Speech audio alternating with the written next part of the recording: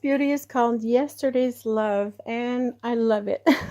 It's very small at the moment. Of course, as usual, this one will grow out to about between 12 and 16 inches. This may be a large, I'm not sure by heart, but it's a hairy, glossy but hairy foliage.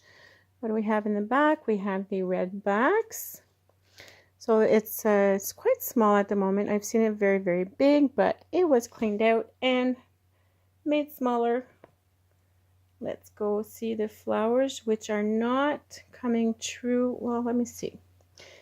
Okay, they're coming through okay, but in reality, they're a bit pink, more pink than what we're seeing in the screen. I have a lot of light coming in today, and it's like the camera's picking up a lot of light, so everything is like lighter, but it gives you an idea. So we have a lot of fantasy. The flowers right now are small.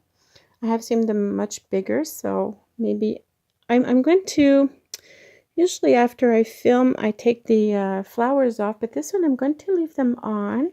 And if I have a chance in the next few weeks, I will try to catch them for you. But I just wanted to catch them today in case I run out of time. The shipping season will begin in a few weeks, and I don't know what's going to happen with the videos. So let's catch what we can right now. So Yesterday's Love, it's a plant that shapes very well for those of you who want to grow for show. This one is a very, very good shaper. And yeah, it will need at least 4-inch pot, maybe 5 if it gets out to very, very large.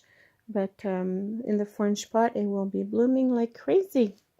Easy one to grow too. It's not fussy, very simple to grow.